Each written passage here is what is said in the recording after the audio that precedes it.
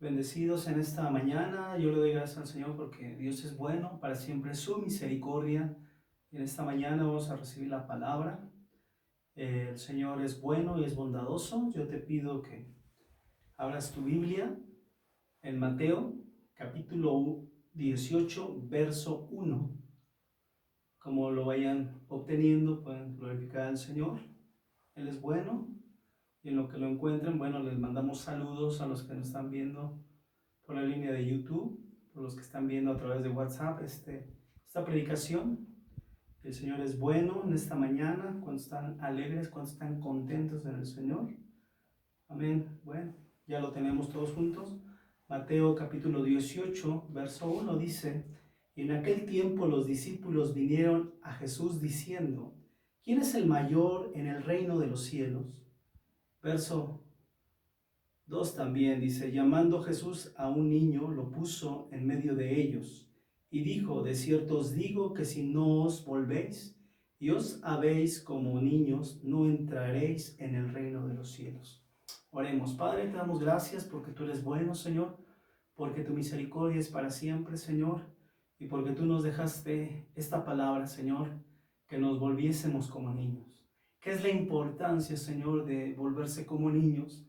La importancia, Señor, es poder formar un carácter, Padre, en un corazón perdonador, Señor. Yo te pido, Señor, que tú bendigas a tu iglesia, que tú bendigas a cada oyente, Señor, a los que nos están viendo por redes sociales, que tu palabra se haga una vida dentro de ellos. Te damos gracias en el nombre de Cristo Jesús.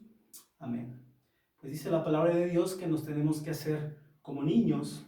Muchas veces por la cultura que llevamos, muchas veces por lo que nosotros sabemos, nos han inculcado los padres, las escuelas, decimos: ¿cómo puedo regresar como un niño? Bueno, Jesús nos decía ahí en el capítulo 18, verso 1, dice: en aquel tiempo los discípulos vinieron a Jesús diciendo, le hacen una pregunta, dice: ¿quién es el mayor en el reino de los cielos? Ellos querían ver quién era el número uno en el reino de los cielos, ellos como discípulos.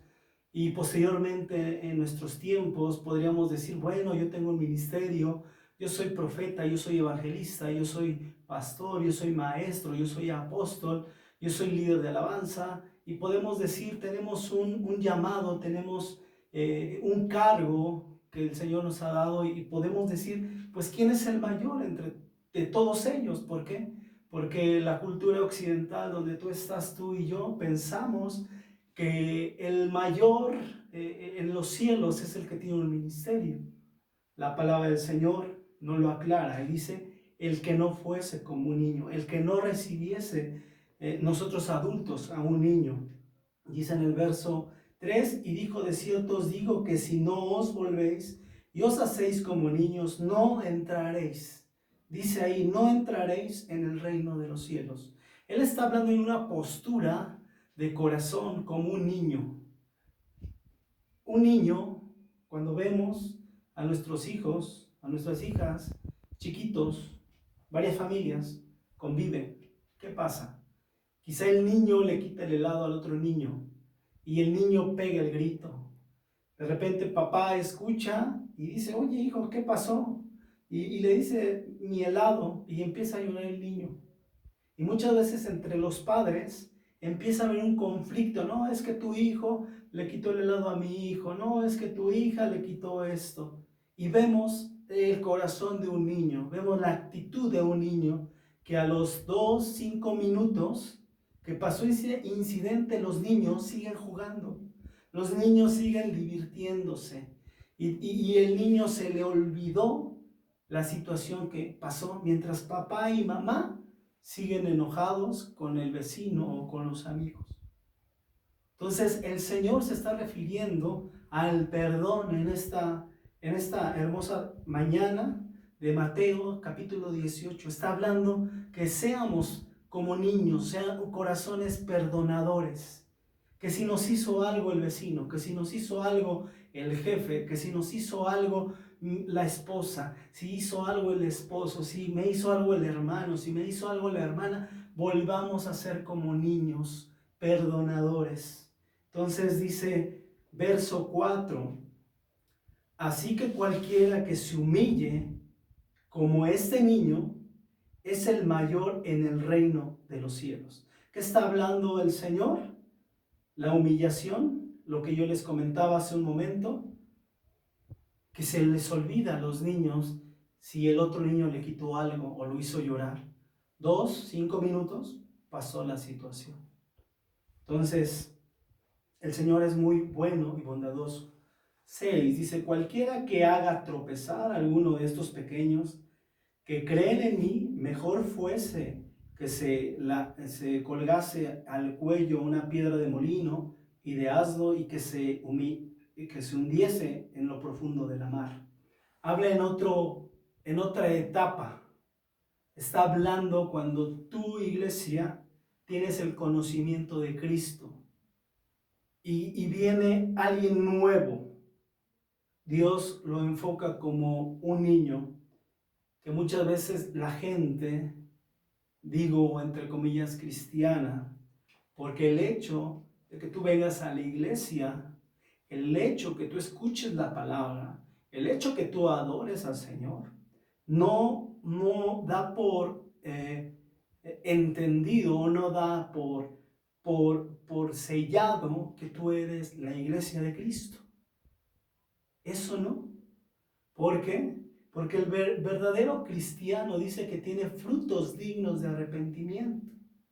No basta solo con venir a la iglesia, no basta solo con escuchar la palabra del Señor, no basta solo con alabar al Señor y adorar. En la vida del cristiano debe de haber cambios en actitudes en el corazón. Entonces el Señor no se equivoca, dice, cualquiera que haga tropezar a alguno de estos pequeños, la gente nueva. Hay veces llega la gente nueva y la catalogamos porque viene a 2, 3 servicios y decimos, ya es hermano, ya es cristiano. A veces la iglesia nos confundimos y damos por un hecho que esa persona ya es cristiana. ¿Y qué pasa? Dentro de un mes, quizá alguien de la congregación lo ve y quizá esa persona tiene problemas con el alcoholismo. Y quizá dentro de un mes esa persona nueva llega a la iglesia, está yendo a la iglesia, está cantando, está oyendo la palabra, pero aún no toma su paso de obediencia, de rendir su vida a Cristo, pero sigue bregando, sigue luchando con esa adicción. Y quizá alguien de la iglesia lo ve, que se mete al bar o que se mete a una cantina a deleitarse en lo que a él lo satisface en ese momento, que no es Cristo, sino que es el alcoholismo. ¿Y qué hace la iglesia de Cristo? Digo entre comillas. La iglesia de Cristo, en lugar de orar, en lugar de acercarse con una palabra que lo llene, que lo vivifique, ¿qué pasa? Lo empieza a señalar. Y vamos a ponerle un nombre a esta persona. Vamos a ponerle Rubén. Es que Rubén va a la iglesia, Rubén escucha la palabra, Rubén ora, Rubén canta, Rubén danza, pero Rubén está en ese problema y lo señala. Entonces dice la palabra de Dios en el 6, y cualquiera que haga tropezar a alguno de estos pequeños que creen en mí, es mejor que se atase al cuello una piedra de molino, de asno, y que se hubiese lanzado a lo profundo de la mar. Hablando Jesús, dice, una piedra de molino de asno. ¿Por qué? Porque en Jerusalén esa piedra es la más pesada que hay en todo lo que es Medio Oriente. La piedra de asno es una piedra muy pesada. Por eso Jesús cataloga a cualquiera que haga tropezar, porque quizá ese Rubén viene a la palabra de Dios, pero va a sufrir una transformación. Es un proceso. No sabemos si el proceso es de un día, el proceso es de un año, el proceso es de 10 años. Nosotros, como siervos del Señor, no sabemos qué tiempo dura un proceso. No lo sabemos, pero el Creador de nuestras almas, y el que quiere enderezar nuestros caminos, Él lo conoce. Entonces, habla puntualmente Jesús. Está hablando ahorita, primero punto número 1, hablaba de ser como un niño, corazón. Número 2, punto número 2, nos dice que cualquiera que haga tropezar a un niño, a un convertido en este caso. Ok, vamos, verso 7. Hay en el mundo por los tropiezos, porque es necesario que vengan tropiezos, pero hay de aquel hombre que quien viene hace el tropiezo. O sea, el Señor dice que va a tener tropiezos esa persona nueva. Es normal. Esos tropiezos pueden venir por el mundo, la gente que vive en el mundo. Personas que, ejemplo, conocen a Rubén y él viene a la iglesia, pero también escucha otras voces. Y por esas voces es tropezado, vuelve a caer en el alcoholismo. Pero dice, ay de aquel que sabe la palabra de Dios, que está dentro del camino del Señor, que haga tropezar. Porque hay veces hacemos comentarios. Hay veces decimos, ay, es que el hermano Rubén lo vimos por ahí. Y quizá ese comentario haga tropezar a esa alma nueva. El Señor no se equivoca. Está hablando en el tiempo antiguo, en el tiempo presente y en el tiempo venidero. 8 dice, por tanto, si tu mano o tu pie te es ocasión de caer, córtalo. ¿Qué significa o qué nos está tratando de decir el Señor? Dice que no es, para el ser humano el pie o la mano es algo muy importante. Sin tu mano tú no puedes trabajar como cualquier persona. Sin un pie tú no puedes caminar. Él está hablando de algo importante. Algo importante. Dice, si tu mano o tu pie es ocasión de caer, córtala. ¿Qué está diciendo? ¿O qué nos está dando a entender Jesús? Que cuando hay algo en nuestra vida que se llama pecado, muy puntual, pero nosotros amamos ese pecado. Jesús lo está comparando como algo importante. Jesús te está diciendo, si tu pecado es ocasión de caer, córtalo. Córtalo. Es una simbología que el Señor Jesús nos está dando a entender. Porque hay veces, para el ser humano que viene del mundo hacia el cristianismo, a veces es más importante, uno, nuestro modo de vivir. 2, nuestros hábitos. 3, nuestros amigos.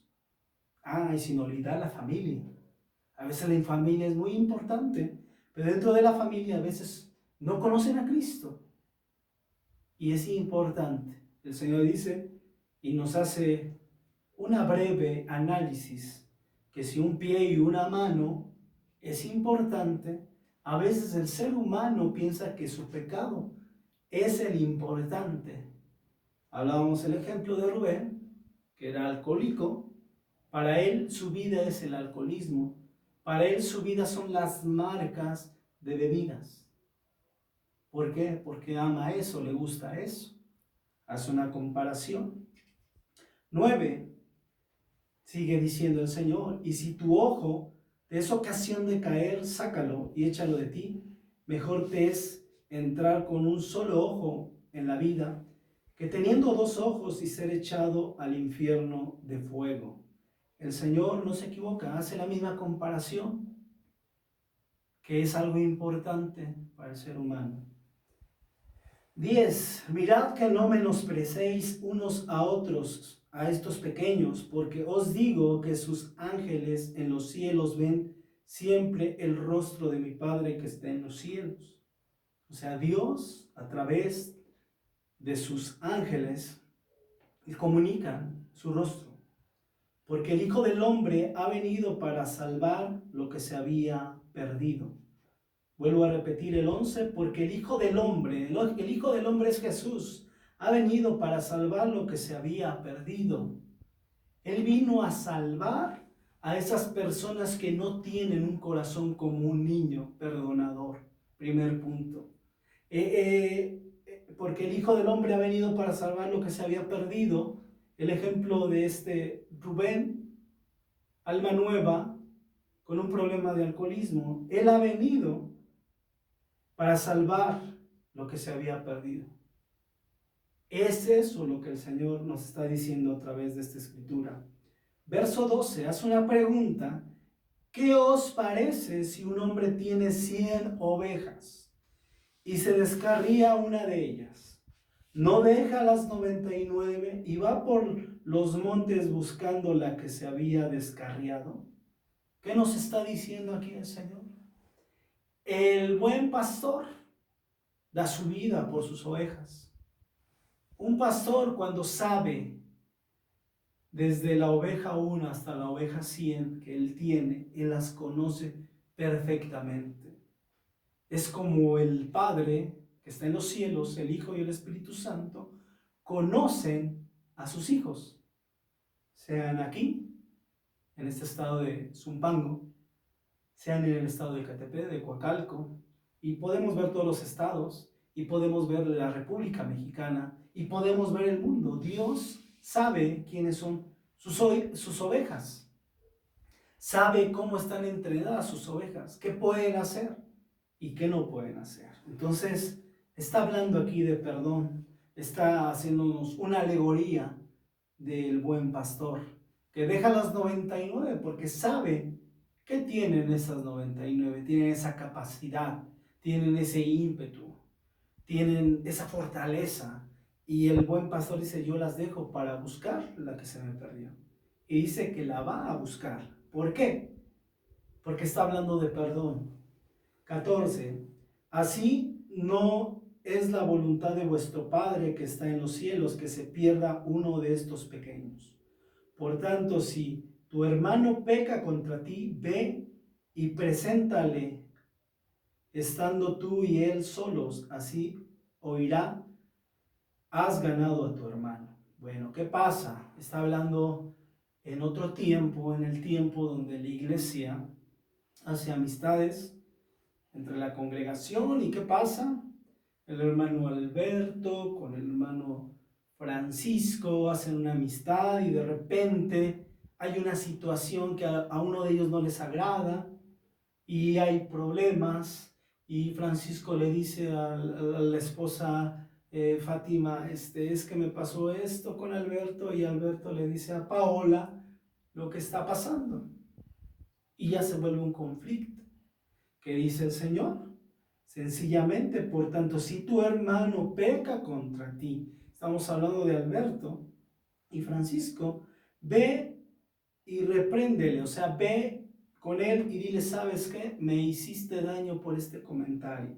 Estando tú y él solos, es el primer punto donde habla del perdón. Es que voy a ver al pastor. No es necesario ver al pastor. Es que voy a ver a mi líder. No es necesario ver a tu líder. Sencillamente tienes que ir con el que sentiste que te hizo un daño. Sencillamente. O viceversa, si tú sabes que le hiciste daño a tu hermano, ve y solos habla con él. Es el primer punto. 16, mas si no te oyere, dice, mas si no te oyere, toma contigo uno o dos, para que en boca de dos o tres testigos conste toda palabra. Bueno, ¿qué está pasando? Francisco le dice a Alberto, Alberto no lo perdona, pues dice la palabra de Dios, el segundo paso es tener dos o tres testigos. Bueno, Alberto no va a ir con el vecino que no sabe la palabra del Señor, o va a ir a su trabajo con su mejor amigo que no sabe el camino de Dios y le va a decir, bueno, ya tengo dos testigos, a ver, Francisco, vamos a arreglar esta situación. No, el Señor está hablando de dos o tres testigos de la iglesia. Un testigo de la iglesia que lo reconoce la iglesia puede ser un líder. Un líder, ¿por qué? Porque el líder tiene una enseñanza de su pastora hacia con Dios. O sea, hay en el ministerio, hay grados. Puede ser un líder, puede ser también Un líder puede ser un líder de maestro de dominical, o un líder de jóvenes, o un líder de varones, o aún el pastor.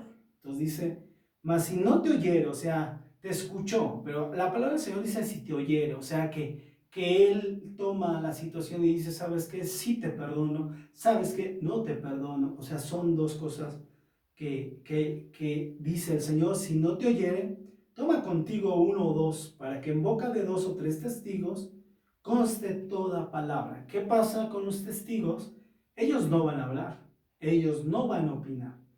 Ellos como líderes van a escuchar la situación de Francisco y la situación ya se me fue del nombre, bueno, la situación de Francisco y la situación. Entonces ellos van a escuchar únicamente, nada más. 17. Si no los oyere a ellos, dilo a la iglesia, y si no oyere a la iglesia, tenlo por gentil y publicano. Bueno, ese verso lo hemos malentendido. Si no los oyere, o sea, si no te da el perdón, o si te da el perdón, enfrente de ellos, dilo a la iglesia. No es de que tú vas a venir a la iglesia y lo vas a comentar. No lo vas a comentar porque eso ya no es dilo a la iglesia, eso se vuelve como un chisme entre toda la congregación. ¿Qué es la iglesia? Bueno, aquí el Señor Jesucristo y en el arameo la iglesia es el líder que Dios impuso, en este caso su servidor el pastor, o si hubiera apóstol, el apóstol. Entonces el que está encargado, dilo a la iglesia, es la autoridad máxima que estás tú en esa congregación. En este caso yo sería que Francisco me lo dijera o Alberto me lo dijera. En dos testigos ya fuimos con el líder Benito y el otro líder Braulio, ya son dos líderes. Entonces no los oyeron, no hubo perdón. Bueno, ahora lo digo a la iglesia, el responsable, en este caso su servidor, vendría uno de ellos a decirme, ¿qué pasó? El segundo, que fueron con los líderes, y no pasó nada, ¿ok? 18. De cierto os digo que todo lo que atáis en la tierra será atado en el cielo, y todo lo que desatares en la tierra será desatado en los cielos. ¿Qué está hablando de aquí? Del perdón. Para que usted lo entienda, lo voy a decir un poquito más occidental. De cierto os digo que todo lo que perdonares en la tierra será perdonado en los cielos, y todo lo que no perdonares en la tierra no será perdonado en los cielos. ¿Ya lo entendió? Eso es lo que habla el Señor. 19. Otra vez os digo que si dos de vosotros se pusieran de acuerdo en la tierra. ¿Qué está hablando? No está hablando de una oración donde le dice Alberto a Francisco, vamos a ponernos de acuerdo porque queremos orar por el terreno de la iglesia. No, no está hablando de eso. Oye, Francisco y Alberto, vamos a estar orando para que podamos comprar más sillas para la casa de Dios. No está hablando de eso, está hablando sobre el perdón. Otra vez os digo que si dos de vosotros se pusieren de acuerdo en la tierra, está hablando que si Alberto y Francisco se ponen de acuerdo en disculparse, en perdonarse acerca de cualquier esta cosa que pidieres, les será hecho por mi Padre que está en los cielos. O sea, cuando ellos se piden perdón, está el Padre. 20. Porque donde están dos o tres congregados en mi nombre, ahí estoy yo en medio de ellos. Está hablando de una situación que donde están dos o tres, no estamos hablando que cuando se hable la iglesia y son poquitas gentes y decimos, ay hermano, pues es que dice la palabra del Señor que donde están dos o tres congregados en el nombre de Cristo, ahí está Él. No es cierto, porque no hay que lo sustente. ¿Por qué? Cuando tú vienes al Señor y dices, Señor, perdóname, Él te habla individualmente. ¿O acaso debe estar otro hermano, dos arrepentidos, para que esté en la presencia del Señor? No. ¿O dónde queda el texto donde dice la palabra de Dios que tú, cerrada la puerta en tu aposento, ores a Dios en secreto? O sea, entonces como no hay dos, no está la presencia del Señor. No, hay que sustentarlo. Dice, porque donde están dos o tres congregados en mi nombre, ahí yo estoy en medio de ellos. ¿Qué estábamos hablando atrás? Del perdón. Francisco, Alberto tuvieron una diferencia. Alberto no quiso perdonar a Francisco. Punto número 2, fueron por 2 o 3 testigos líderes de la iglesia. Igual no pasó nada y se lo tuvieron que decir a la iglesia. ¿Quién es la iglesia? Bueno, el representante mayor, que en este caso soy su servidor como pastor, me lo dicen. Entonces ahí ya viene el 20, porque donde están 2 o 3 congregados, o sea, donde están los líderes, el pastor y los afectados, en el nombre del Señor, y se pidieron perdón y ya se perdonaron, entonces entra este versículo, ahí yo estoy en medio de ellos. ¿Se da cuenta la veracidad de la palabra? Bueno, 21, entonces se le acercó Pedro y le dijo, Señor, ¿cuántas veces perdonaré a mi hermano que peque contra mí? ¿Hasta 7? Porque Pedro decía, bueno, pues cada semana tiene 7 días, pues me imagino que cada día alguien tiene que perdonarme o yo perdonarlo.